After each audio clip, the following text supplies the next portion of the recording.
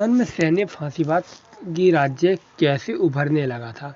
सैन्य फांसीवाद यानी सेना का शासन। तो कैसे उभरने लगा था, इसका कारण क्या था? सबसे पहले कि जापान में देखा गया तो सेना एक बड़ी ताकत बनती जा रही थी। अब वो 1930 के अंदर 30 के दशक में सरकार पर हावी हो गई। अब कैसे हावी हुई वो देखते हैं।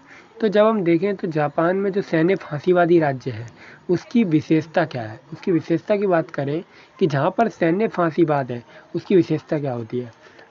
देखो, अब बात करते हैं जापान की संस्कृति और राजनीति सेना के कंट्रोल में। यानी सेना के कंट्रोल में जब राजनीति और संस्कृति आ जाती है तो वो क्या होता है? सैन्यवाद। तो देखा जाए सैन्य फांसीवादी राज्य के अंदर क्या होता है? ज़्यादा लड़ाई को महत्व दिया जाता है, लोगों की सुविधाओं को कम ध्यान दिया जाता है। और सैन्यवाद आता कहाँ पे? वहीं आता है जहाँ पे राष्ट्रतंत्र और लोकतंत्र कमज़ोर हो जाता है। अब देखा जाए तो जापान में कमज़ोर पड़ गया, इसलिए जापान में क्या हुआ? आ गया है आराम से। तो यही जापान में हुआ। जापान में राजतंत्र समाप्त हो गया था, लोकतंत्र भी था नहीं, तो सेना हावी हो गई। अब देखा जाए तो इसके कारणों की बात करें कि सैन्यवाद के कारण क्या हैं, तो सबसे पहला होता है हमारे उपनिवेशवाद की इच्छा। जिस तरीके से दुनिया भर के देश यूरोप देश यानी दुनिया भर के देश यानी कि यूरोप देश अफ्रीका के देश को गुलाम बना रहे थे, उसी तरीके से अब जापान के अंदर ये इच्छा आई कि भाई मैं भी गुलाम बनाऊंगा। लेकिन जापान तो खुद चाइना का गुलाम बना हुआ था, तो चाइना से छूटना भी चाहता था पहले। ठीक है, चाइना को छूटूं मैं और मैं दूसरे देश को गुलाम बनाऊं। तो ये जब ये इच्छा उसके अंदर आई तो उसकी आज़ादी की भी चाहता था, इसीलिए जापान में क्या हुआ? सैन्यवाद का उदय हुआ। जापान ने सोचा भाई इससे भी छूटना है और दूसरे देशों को भी गुलाम बनाना है, तो इससे छूट भी जाऊंगा और इसको भी गुलाम बना लूंगा, इसलिए सेना को ताकतवर बनाऊंगा। तो क्या किया जापान में? सैन्यवाद का उदय इस तरीके से हो गया और सेना शक्तिशाली होती चली गई। बात आती है अब दूसरी, आर्थिक मंदी। आर्थिक मंदी यानी कि जापान में आर्थिक मंदी आ गई थी, यानी कि लोग नाराज़ हो गए थे इससे और सेना ने इसका फ़ायदा उठाया। मंदी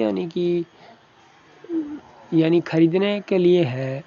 महंगाई और मंदी अलग होती है। मंदी होती है कि पैसा तो है तुम्हारे पास सामान भी सब है, लेकिन खरीदने वाला कोई नहीं है।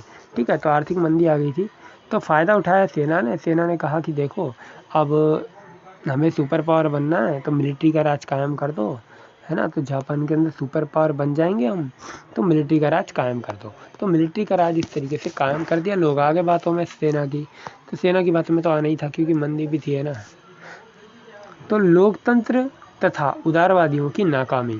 तो ये आर्थिक मंदी के बारे में, मंदी क्या होती है इसके बारे में पढ़ना चाहते तो गूगल करके पढ़ लेना।